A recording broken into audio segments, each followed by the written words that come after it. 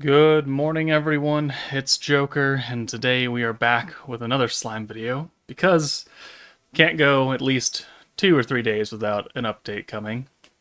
Which, to be fair, this update was, well, this content preview was preordained because of the live stream. We had the notification that on 10/4 at 11 a.m. Japan time, or UTC, I don't know what time this is, but we were going to get story chapters 26 and 27. We're going to get a bingo board, and then there's going to be half stamina going on from the 4th/3rd until the 5th/4th of November. So we knew that new story chapters were coming. The funny thing is that it's now 7:22 as I sit down to record this. 7:22 p.m. on the 2nd of October. I checked at 7:10 p.m. on the 2nd of October, and there was nothing in the news. So I was like, okay, well, I guess I'll go do my workout and then I'll make dinner. And then I come back in here at 7:21, and I was like, all right, well, let's see if an intern fucked up, and lo and behold, they did. They just forgot to push the button to release the preview. So that's why I'm kind of out of breath, because I was in the middle of a workout. So, what should be in here? I mean, the meta started. When did the meta start? It started on the 26th of September. That was about a week ago. So traditionally, this would be the second unit of the meta if we were following traditional kind of release schedule. Like Commander, we got Hinata Renard, and then a week later we got Shizu, and then a week after that we get Diablo. But we know that's not the case because this is going to be the weird half meta where the second half is going to be two units together on the same banner, labeled under the third anti part 1. And that's not starting until October 18th, which is still a few weeks away. So this should honestly only be the new story chapters, the bingo board, the half stamina, and probably the Predator battle. Probably. Anything else in here, I think they're going to go pretty light until we hit the 18th, and then that's when they go balls to the walls with content, because we know that last month wasn't enough content for us, right? No, we 4 reruns and 12 stages of VX challenge quests. It's fine. So I don't expect too much more in here, and if we do get too much more, then man, at least my schedule's packed, right? So let's just check it out. Fuck. Okay, well. Sure. Let's just add another. Nope, wrong way. Gotta go down here. Insert. Commander rerun. It's already blue because it's a blue meta. So we were only missing 2 reruns at this point because we got Primal Demon, that's still active. Prosper just came online last week. And we were missing Exalted Champions, and we were missing Commander. Well, we're not missing Commander anymore. So here we go, Commander rerun. Excellent.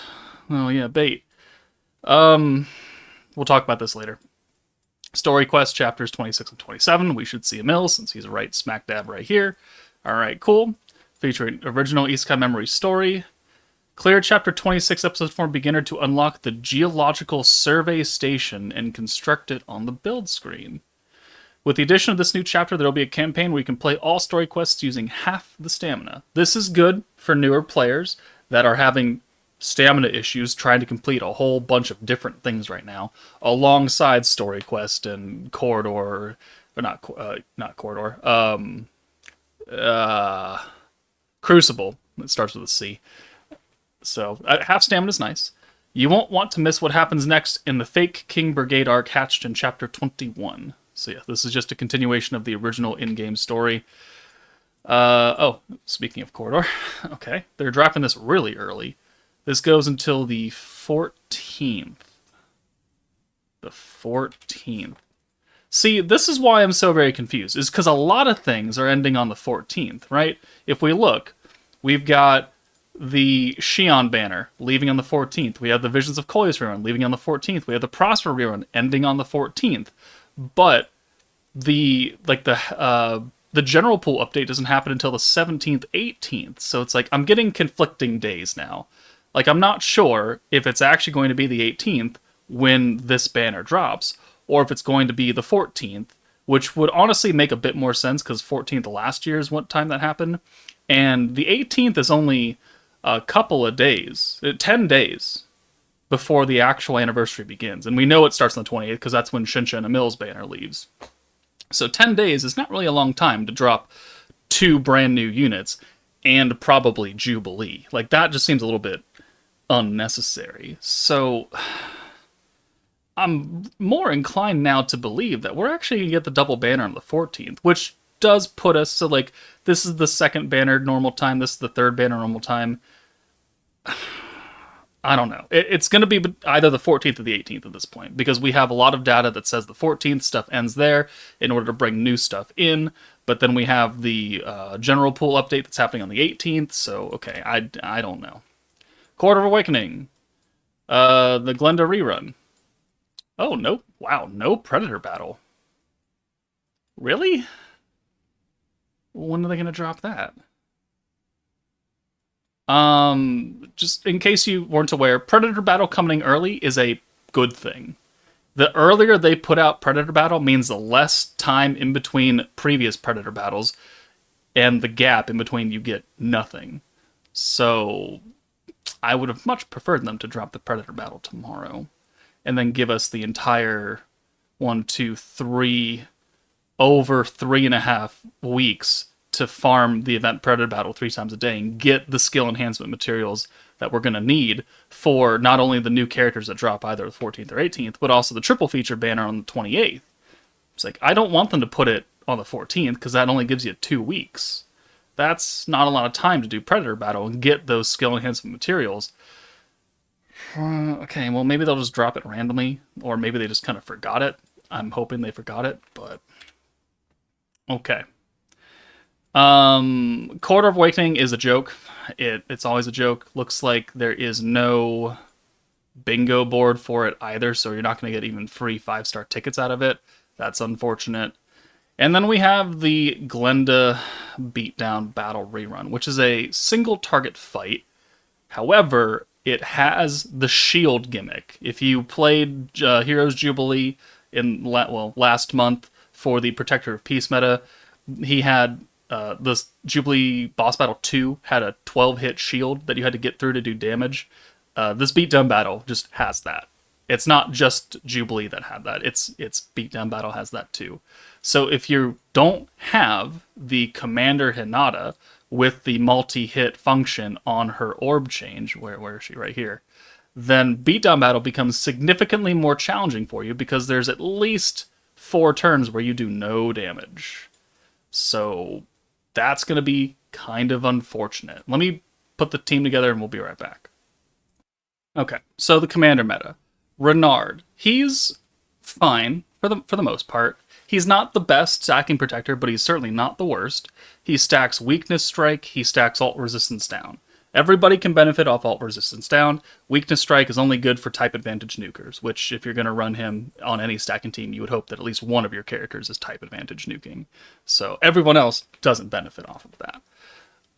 You're not actually part of this meta. Commander Shizu, easily the best character to come out of this meta, and one of the best characters in the game, because she has such a gigantic, like, all kit viability. She's got the full orb change, all oranges to all blues. Like, it doesn't matter what you are. It's unrestricted. You got 6 oranges, congratulations. Now you have 6 blues. The same way that Primal Demon Diablo does it for green orbs. You got 6 greens, well, now you got 6 blues. So that orb change is really good. And then her buff skill. Commander and Heart of a Hero. Heart of a Hero, not the biggest force in the game. Commander, though, continually gets new buffs. Primarily Rimaru's and Hinata's and a number of other characters. 100% physical attack. 100% physical attack. Fount of Wisdom Rimuru does 65. Temp Sleep Benimaru does 50. Alright? The 100% physical is really, really good. And then she gives 70% EX alt damage for everybody. Not just Commander and Heart of Hero. Everybody gets 70% EX alt damage. So this is why Shizu is one of the better characters. And she's AoE, so she works for normal battles, for Jubilee. She works for AoE stages. She can nuke quite well in AoE settings. She is far and away the best character to come out of this meta. Glenda, the free-to-play character, she's fine. Double alt swap gives physical allies the synergy buff, so you can activate synergy power and synergy resistance down and all that stuff. She's free, so we don't need to worry about her. Diablo, single target nuker, highly selfish, does not do a lot for the rest of the team. He's got a alt rush ability that also gives him an immunity mechanic to all debuffs while it's active. And then it also stacks Weakness Strike at the end of his turn, which I guess can technically help the team, but it's only 10%. It's active for 2 turns, so you get 20% maximum for every time you use this. It's a gimmick. And then his first skill, personal attack buff, personal synergy power, means that he hits really hard, but he does nothing for future teams. You put him on a team to be the damage, not to help other people do damage, as most other DPS characters do. And then Hinata is... she's certainly something. Commander and Shizu's Will get 120% alt damage. That's quite a bit. Lowers synergy resistance by 40%. That's pretty good. It's a 90-point skill, though, which I'm not a huge fan of. 90 is... that 10 extra points really throws a wrench into people's plans when they're trying to plan out nukes. Because if you are in a stacking team, on turn 8, you have a maximum of 400 points. And if you have 400 points, that lets you use 5 80-point skills, which is a lot. So you're building a team for 5 80-point skills. If you have Hinata, you can no longer do that because you cost an extra 10, and it's no longer a straight 400 across the board. It's 410, which means you're going to have to miss something else. So I'm not the biggest fan of this buff, even though it is quite hefty. Her orb change is a special convert. 2 greens and 1 orange and 3 blues. That's good. I like special converters like that.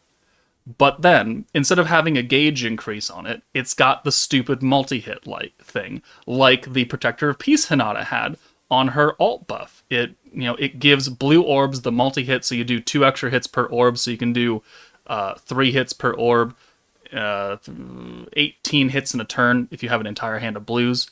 Like, it's cool and all. It's a gimmick, though, and it really doesn't mean that much in the grand scheme of things. I'm not bringing her for this orb change on any other team because I don't really give a shit about multi-hit orbs. I give a shit about gauge increase and getting the maximum amount of my triple orb change. This does not help. You'll see that if you try to use this turn 1, because you have 2 greens and 4 blues, you'll find that on turn 2, you're going to be short on gauge and short on SP, because she's not buffing any of those. She's giving you multi-hits, which don't really matter. So I'm not a super big fan of this Hinata. I'm not a super big fan of this Diablo. Glenda's free. Shizu, far and away, easily the best character to come out of this team. But, it is October. We have the start of the anniversary happening either the 14th or the 18th. We have the triple featured unit banner on the 28th.